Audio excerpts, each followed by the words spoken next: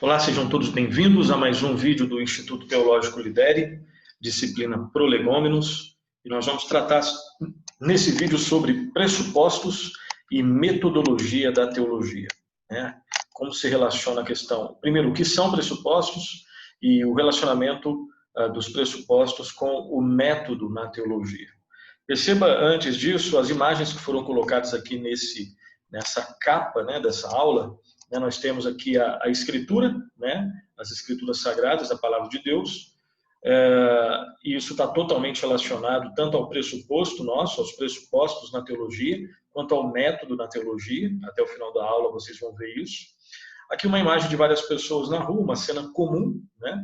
A ideia é que o teólogo, a teóloga, o cristão, a cristã, aquele que pensa e quer pensar e viver para a honra e para a glória de Deus, ele faz isso e ele deve viver isso no dia a dia. A teologia é algo prático, a teologia é para a vida, né?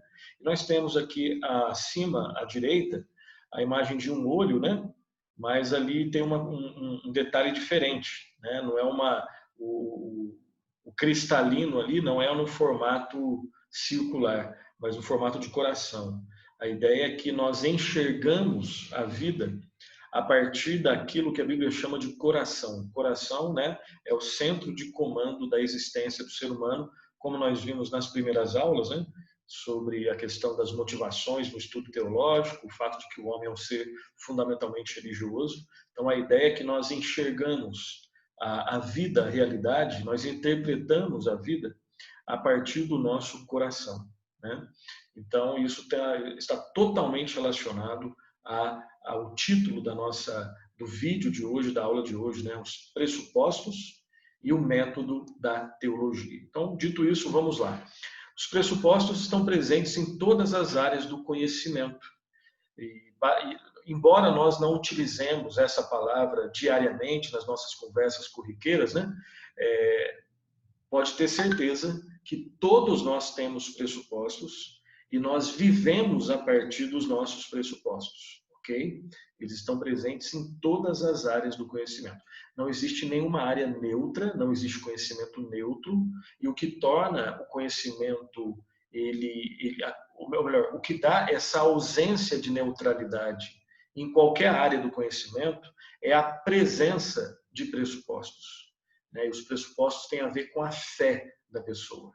E o pressuposto, a fé, está sempre presente em cada uma das áreas do conhecimento humano, ok? E isso elimina a possibilidade da neutralidade científica, teológica ou de qualquer filosófica, pedagógica ou de qualquer outra área do conhecimento humano, né? Então, os pressupostos ou o pressuposto é o quadro de referência por meio do qual nós vemos a realidade. Todos nós enxergamos a realidade a partir de pressupostos, a partir de um quadro de referência. É por isso que nós temos opiniões diferentes sobre os mais variados assuntos. É porque o nosso quadro de referência é diferente. É porque os nossos pressupostos são diferentes. Ok? Pressuposto é a crença, né? Consciente ou inconsciente. Você pode ter consciência disso ou não ter consciência, mas você tem aquelas crenças mais básicas, né? E que nós assumimos antes de dar o próximo passo dentro de um raciocínio lógico, né? E todos têm algum tipo de pressuposto. E o pressuposto, né, que tem a ver com o que nós vamos falar daqui a pouco, é o pressuposto que vai guiar a nossa interpretação da realidade, né? A maneira como nós interpretamos, enxergamos a realidade, ela é guiada pelos pressupostos que nós levamos conosco. E nós não provamos pressuposto. Pressuposto, né, ele é aquele princípio, o primeiro princípio, que você assume, você não prova. Você crê, você não prova a existência dele. Você simplesmente se apega a ele e a partir dele é que você vai dar os próximos passos dentro de um raciocínio lógico. Aí você pode até provar esses passos, mas o pressuposto, o mais fundamental, não. É aquilo que você crê, simplesmente crê, né? Nós simplesmente assumimos, consciente ou inconscientemente o pressuposto. Perceba que a Bíblia ela parte de alguns pressupostos, né? A Bíblia, por exemplo, ela não tenta provar a existência de Deus. A Bíblia não tenta convencer você que Deus existe. Ela parte do princípio, do pressuposto que Deus já existe. Primeiro texto bíblico, Gênesis 1:1. No princípio, criou Deus os céus e a terra. Né? No princípio, criou Deus. Então, não se busca provar a existência de Deus. Parte-se do pressuposto que Deus existe. Ponto. Ok? Vamos lá. Na teologia cristã, nós temos alguns pressupostos. E quando eu uso o termo teologia cristã, eu estou falando especificamente da teologia cristã, né, evangélica, protestante, ok? Reformada, mais especificamente ainda. Tá? Então, aqui nós vamos apresentar alguns pressupostos da teologia e eu não vou me preocupar em provar para vocês, ou para mim mesmo, ou para quem quer que seja.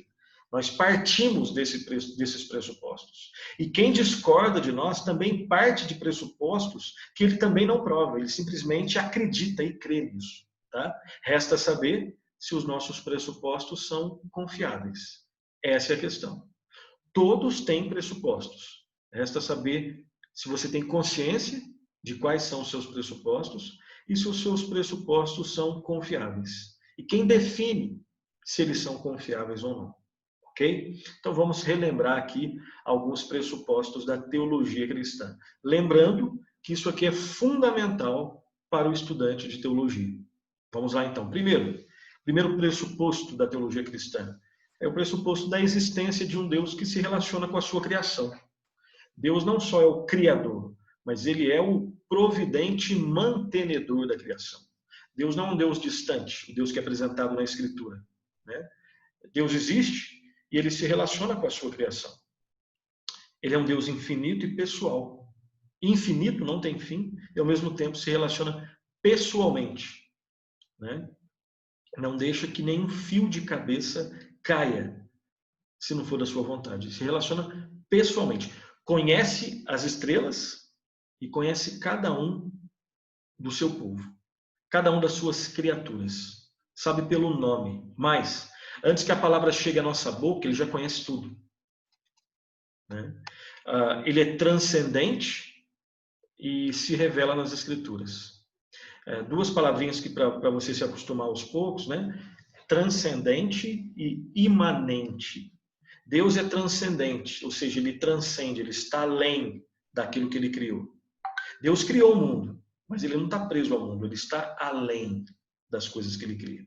Ao mesmo tempo, ele é imanente, ele criou o mundo e está no mundo. Ele é um Deus onisciente, conhece tudo. Onipresente, está em todo lugar ao mesmo tempo. Onipotente, tem todo o poder. Né? Então, esses aqui são alguns pressupostos nossos.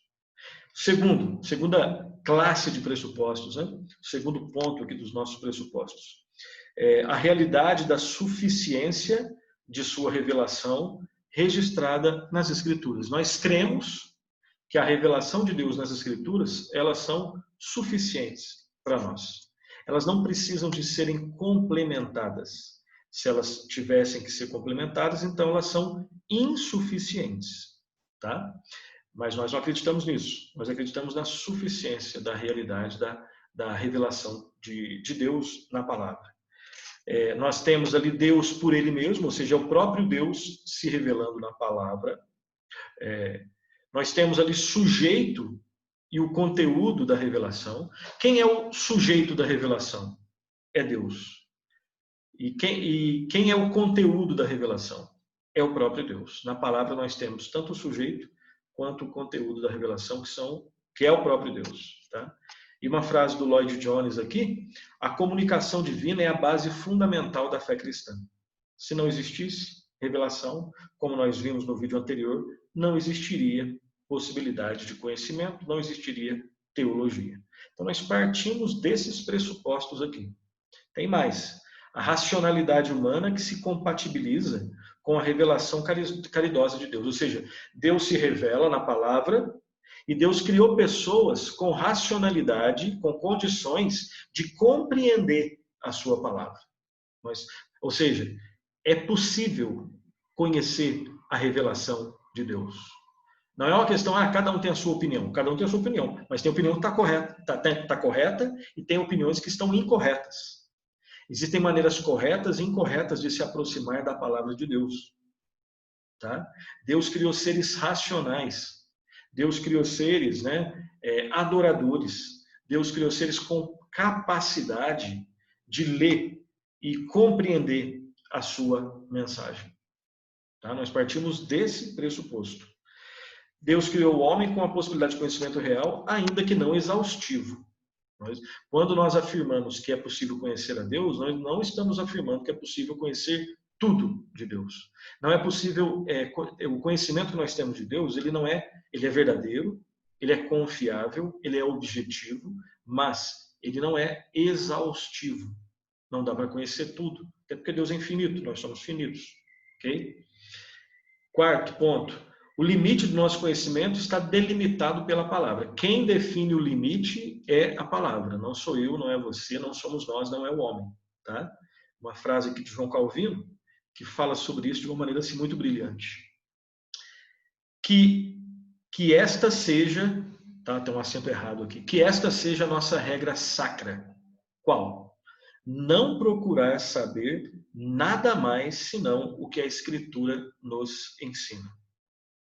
Onde o Senhor fecha os próprios lábios, que nós igualmente impeçamos nossas mentes de avançar sequer um passo a mais. Onde Deus se cala, nós nos calamos. Assim que deve ser. Onde Deus fala, nós devemos falar. Assim que deve ser. Quinto ponto, a capacitação espiritual do homem regenerado para compreender as verdades espirituais da revelação. Ou seja, aquele que foi regenerado, ou seja, aquele em quem foi implantada a nova vida, a presença do Espírito Santo, ele agora é um homem espiritual. Agora ele consegue, ele pode, ele é capaz de compreender as verdades espirituais da palavra de Deus. Né? Salmo 119, 18 está escrito assim: desvenda os meus olhos para que eu contemple as maravilhas da tua lei. Né? Ou seja, o salmista pedindo para que Deus tire a venda, desvenda os meus olhos. Para quê? Para que eu contemple as maravilhas da tua lei. Essa é uma oração que nós devemos fazer. Conhecimento de Deus só é possível pela fé. Né? Sem fé é impossível agradar a Deus. Não é possível conhecer a Deus sem fé. Né? E a fé é um dom de Deus. A fé é o mais elevado tipo de conhecimento. É o mais elevado tipo de conhecimento. Tá?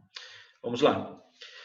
Ainda falando sobre pressuposto e método, né? Então aqueles foram 5, existem outros, né? Mas os principais pontos que marcam os pressupostos da teologia cristã são aqueles. Tá? E perceba que nós não temos a preocupação em provar nada daquilo. Nós já partimos desse pressuposto, ou desses pressupostos. Uma frase aqui do Moisés Silva, né, um estudioso na área da interpretação bíblica, ele diz o seguinte, preste atenção, que é muito importante. Quer tenhamos ou não a intenção de fazê-lo, quer gostemos ou não, todos lemos o texto conforme interpretado por nossas pressuposições teológicas. Ou seja, todas as vezes que você estiver lendo e que você está lendo um texto, você está interpretando o texto a partir das suas pressuposições. No caso aqui, um texto teológico, a partir de suas pressuposições teológicas. E essas pressuposições, elas vão definir, elas vão determinar, mais do que influência, elas vão determinar o significado do texto para você. Pode ser que esteja certo ou não. Tá? Só para você entender a importância da questão dos pressupostos. Continuando. Aliás, o argumento mais sério contra a ideia de que a exegese deve ser feita independente da teologia sistemática é que tal ponto de vista é irremediavelmente ingênuo. Ou seja, aqui vamos explicar. Exegese, né, é aquela disciplina que lida com é um aprofundamento da hermenêutica. Né, aquela disciplina que vai fornecer o ferramental teórico para que a pessoa consiga analisar o texto original de modo fiel, de modo sério, de modo honesto, de modo mais profundo. Tá? Então, você, a partir da consideração, primeiro, da língua original, ou do hebraico, ou do aramaico, ou do grego, falando de teologia, né, das escrituras. Então você vai ali cavucar, fazer uma arqueologia do texto, né? Buscar extrair realmente o sentido do texto a partir de todos os aparatos exegéticos, né? Análise das expressões, da relação que as palavras têm umas com as outras, né? Das frases, de todo o argumento do texto, né? Enfim. Tem gente que acha assim, ó, exegese é uma tarefa neutra. Tem pessoas que vão defender. O Moisés Silva não vai. Ele na verdade vai falar que isso é coisa de gente ingênua. O quê? Achar que a exegese é uma tarefa puramente técnica e que não tem pressupostos. Porque tem gente que fala, ó, exegese é um lugar onde a teologia sistemática não entra. Bobagem. Todo exegeta, ele também tem pressupostos. Quando um exegeta abre o seu computador, ou então abre o livro para começar a fazer sua análise exegética, ele continua sendo um ser humano, um homem feito à imagem e semelhança de Deus, um ser fundamentalmente religioso, um ser que tem um quadro de referência, um ser que tem os seus pressupostos, e esses pressupostos antropológicos, pedagógicos, filosóficos e teológicos, corretos ou incorretos, eles vão agir de modo decisivo na forma como ele faz a exegese. Ou seja, a exegese não é uma tarefa neutra, não é uma tarefa puramente 100% técnica. Ela é feita por homem e o homem tem pressupostos, ok? Então, é basicamente isso que ele está dizendo. Vamos lá. A mera possibilidade de entender qualquer coisa depende de nossas estruturas anteriores de interpretação. Ele está dizendo aqui é algo assim bastante profundo. Só é possível compreender qualquer coisa porque você já tem uma carga que te permite, carga de informação, que forma os seus pressupostos, que forma o seu quadro de referência, que permite com que você entenda alguma coisa. Ok? Ou seja, se alguém chega, imagine que um ET desse aqui, claro que é um exemplo bem bobinho, né? Um ET desse aqui no mundo, aqui onde eu estou gravando esse vídeo, e eu apresente para ele, vamos supor que ele nunca tenha visto uma caneta na vida, né? Se ET existisse, ele descesse aqui, e se ele nunca tivesse visto uma caneta na vida, eu mostrasse uma caneta para ele. Ele só conseguiria pegar essa caneta e dar um sorriso e escrever alguma coisa se ele já anteriormente souber o que é isso. Se isso para ele, se é a primeira vez na vida dele que ele está vendo uma caneta, né, e ele não vai ter compreensão, ele não vai conseguir entender o que está acontecendo. O que o Moisés Silva está dizendo aqui é que só é possível entender qualquer coisa porque nós temos já uma carga, né? Porque nós temos aqui o que ele chama aqui de estruturas anteriores de interpretação. Tá? Então ninguém é neutro, não existe absolutamente nada neutro. Se observarmos um fato que faz sentido para nós, é simplesmente porque conseguimos encaixá-lo dentro de um conjunto complexo de ideias que assimilamos anteriormente. Né? Então acontece uma coisa e você fica triste. Por quê? Porque aquela coisa comunicou algo com você, despertou algo com você, você interpretou aquilo a partir das características, né, do que ele chama aqui de estruturas anteriores de interpretação, e aquilo te deixou triste. Porque tem alguma coisa que relaciona a carga sua de informação com aquilo que aconteceu. Se acontece algo que te faz sorrir, ficar extremamente alegre, é porque as suas estruturas anteriores de interpretação, ao entrarem em contato com aquilo que aconteceu, né, interpretou aquilo e te provocou alegria, tristeza, enfim. Tudo isso nós estamos falando porque isso acontece, quer você tenha consciência disso ou não, quando você lê um texto. Né? Quando você lê um texto. Qualquer texto, e especificamente o texto bíblico. Né? Ah lá, ó, aqui está provando que isso. Será que está mesmo? Ou é porque as suas estruturas anteriores de interpretação estão distorcidas? Ou porque as minhas estruturas anteriores de interpretação estão distorcidas? Tudo isso ocorre, tá, na questão do estudo geral de qualquer ciência humana e especificamente nas ciências teológicas, na teologia. Tá? O que é um método? Nós estamos falando sobre pressuposto, e método. O que é um método? Pressuposto nós já vimos. O que é um método? Uma palavrinha, né, que também vem de duas, meta, que traz a ideia de no meio de, por meio de, e rodos, caminho. Tá? Quando a gente pega a palavrinha e tenta destrinchar, é isso. Vamos caminhar mais. Etimologicamente, método é o emprego de um caminho. Quando você quer um método, quando você precisa de um método, é que você precisa de um caminho. Né? É andar dentro do caminho e por meio do caminho. É o caminho para a obtenção de um objetivo proposto. Eu preciso de um método. Você precisa de o quê? De um caminho que faça com que você atinja o seu objetivo. Né? Existem métodos bons, métodos ruins, métodos adequados, métodos inadequados. Tá? Método pode ser entendido, agora uma definição um pouco mais completa, como um conjunto de elementos de processos necessários a se obter determinado objetivo. Então, é basicamente isso que nós falamos. Tá? Então, existem métodos na medicina, métodos na matemática, métodos na filosofia, métodos na história, métodos na teologia. Okay? Assim como existem pressupostos, existem também métodos. Método e teologia. Uma frase aqui do Charles Hodge. Se uma pessoa adota um falso método, ela é semelhante a alguém que toma uma estrada errada, que jamais a levará a seu destino. A teologia, como todas as demais ciências, também tem os seus próprios métodos. E aqui o Charles Hodge, quando ele cria essa frase aqui, quando ele escreve essa frase, ele está, obviamente, pensando em teologia. Né? Existem métodos mais adequados e menos adequados, e alguns que não são de forma nenhuma adequados nos estudos teológicos. Né? Então, usou um método errado, não vai levar ao objetivo. Vai distorcer o objetivo, vai te levar para um lugar bem diferente. Tá?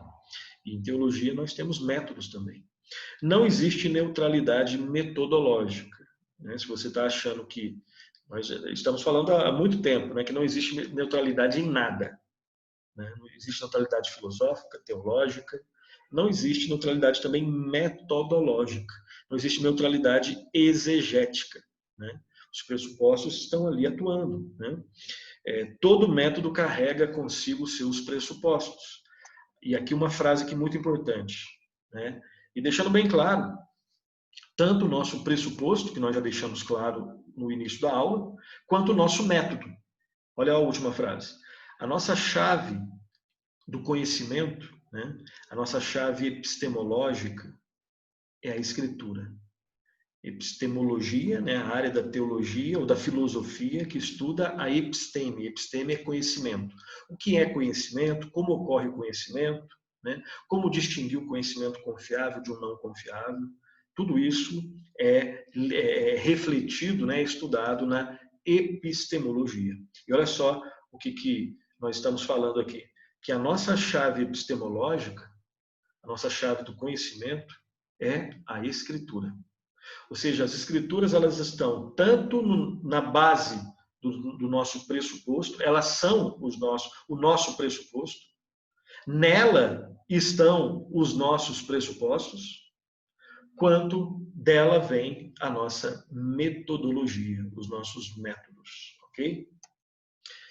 A experiência humana, as contribuições científicas e o ensino da igreja são avaliados à luz da Escritura, que unicamente é a nossa regra de fé e, portanto, o fundamento de toda teologia. Olha só, o que está dizendo esse parágrafo aqui, é muito importante.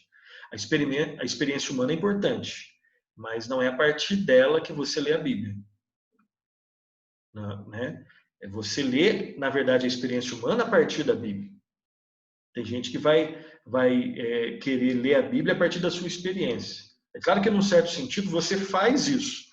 Mas enquanto você estiver fazendo isso, você tem que parar e começar a interpretar a experiência sua à luz das Escrituras, e não o contrário. Então, a experiência humana é importante, mas ela não tem a palavra final. As contribuições científicas são importantes, mas elas não têm a palavra final. O ensino da igreja é importante, mas não tem a palavra final. Porque todos eles devem ser avaliados à luz do nosso pressuposto, que é a Escritura Sagrada. É na Escritura que nós temos a nossa regra de fé e prática, e ela é o fundamento da igreja, fundamento da teologia. A teologia busca sempre a glória de Deus, como objetivo máximo e final. E este objetivo é alcançado sempre em sua fidelidade à revelação. Então, o objetivo, né, a primeira pergunta lá do Catecismo de Westminster, né, tanto o breve quanto o Catecismo maior, qual é o fim principal do homem? Qual é o propósito do homem? Glorificar a Deus e se alegrar nele para sempre. Nós fomos criados para glorificar a Deus, né? E a teologia, ela busca a glória de Deus como seu objetivo máximo e final. Quando que eu sei que esse objetivo está sendo alcançado? Quando existe fidelidade à revelação de Deus. A revelação geral, ou seja, a revelação de Deus na natureza, ou símbolos de fé, né, que é a elaboração humana sobre aquilo que está escrito nas Escrituras, não são fontes secundárias da teologia. Porque se nós disséssemos que eles são fontes secundárias, isso implicaria em admitir que a Bíblia precisa de um complemento. A Bíblia é primário e depois a revelação geral, os símbolos de fé são secundários, né? E o primário vai precisar do secundário. Não, né? Logo, então, nesse caso, né, a Bíblia seria insuficiente. Só a Escritura é a fonte. Fonte da teologia, só a Escritura. Fonte, só a Escritura.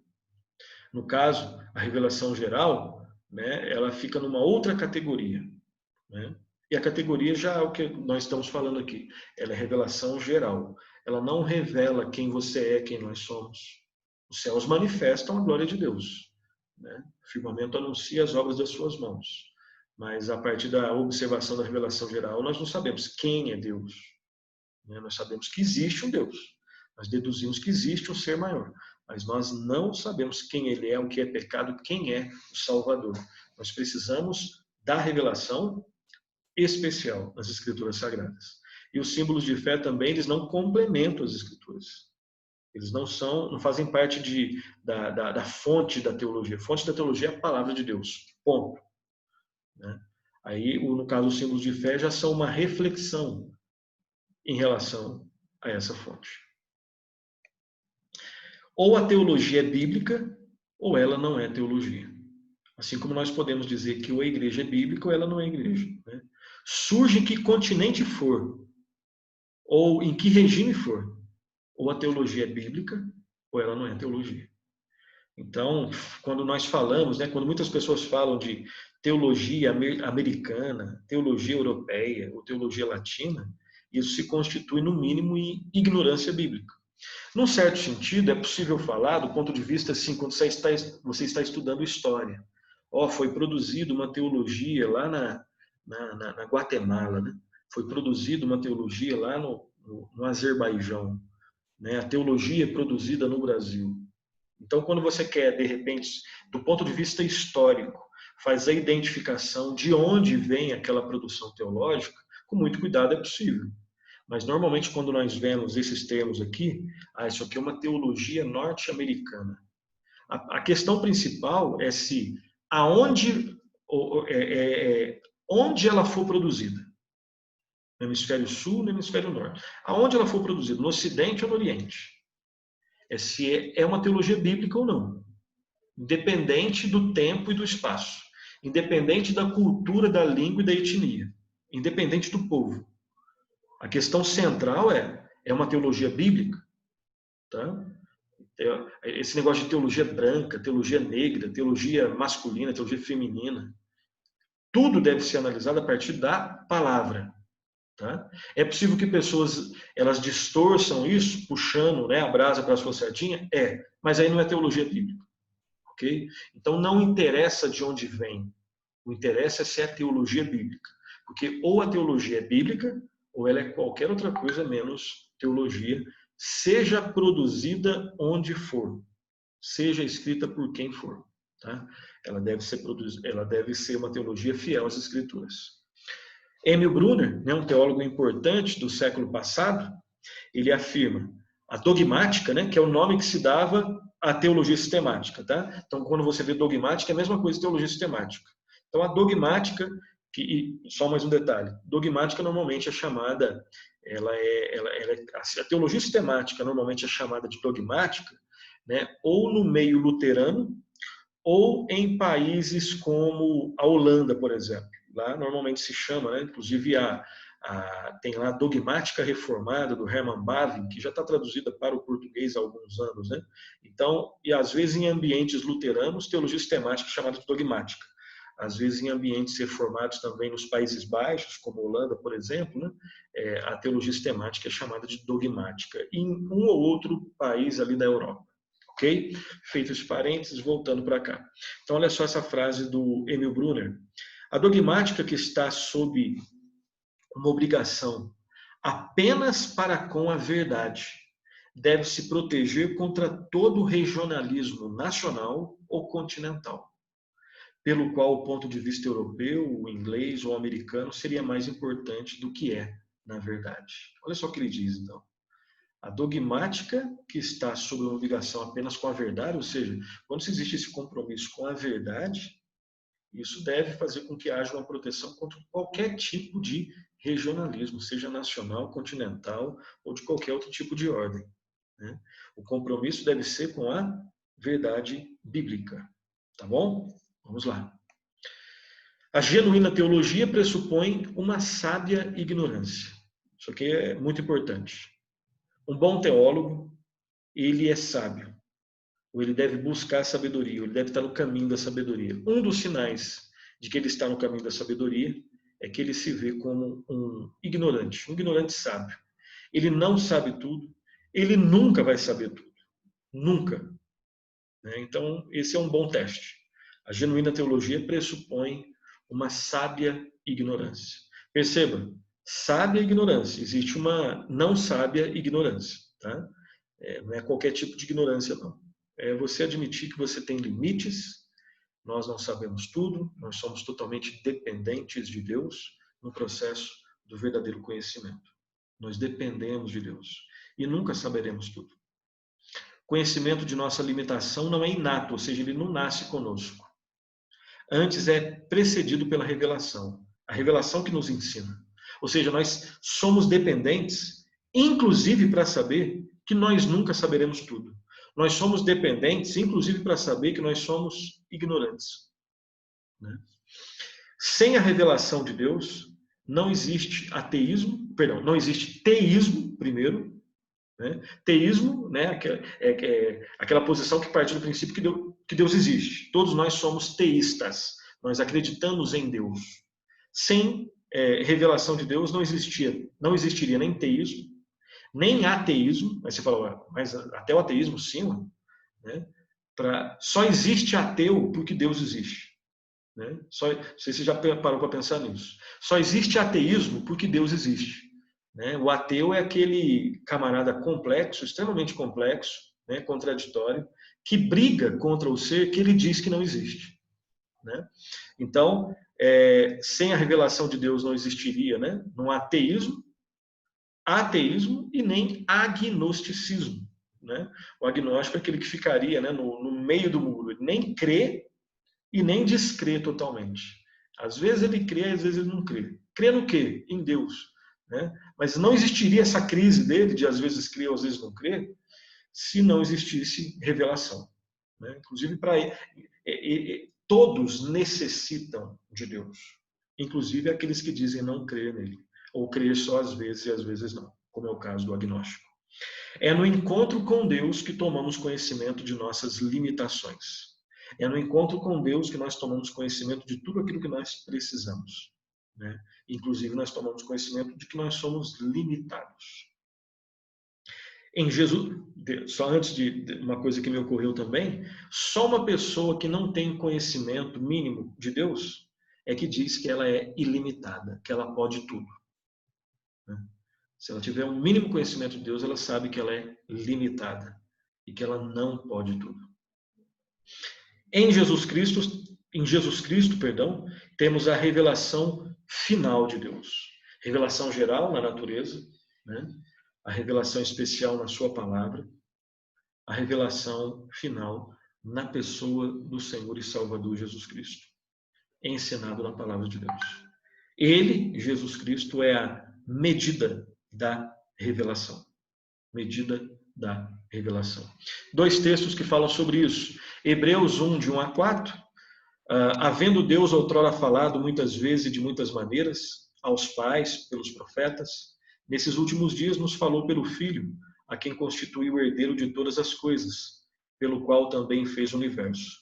Ele que é o resplendor da glória e a expressão exata do seu ser, sustentando todas as coisas pela palavra do seu poder, depois de ter feito a purificação dos pecados, assentou-se à direita da majestade nas alturas, tendo se tornado tão superior aos anjos, quanto herdou o mais excelente nome do que eles.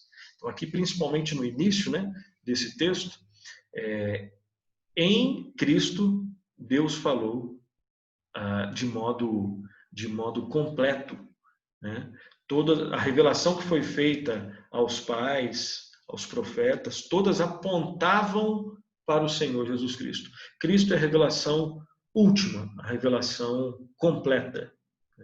Ele que é a expressão exata do ser de Deus, porque ele é o próprio Deus, a segunda pessoa da Trindade, o Senhor Jesus Cristo. E João 14, 9 e 11, disse-lhe Jesus: Filipe, há tanto tempo estou convosco e não me tens conhecido? Quem me vê a mim, vê o Pai. Como dizes tu, mostra-nos o Pai. Não crês que eu estou no Pai, que o Pai está em mim? As palavras que eu vos digo, não as digo por mim mesmo, mas o Pai que permanece em mim, faz as suas obras. Crede-me que estou no Pai e o Pai em mim.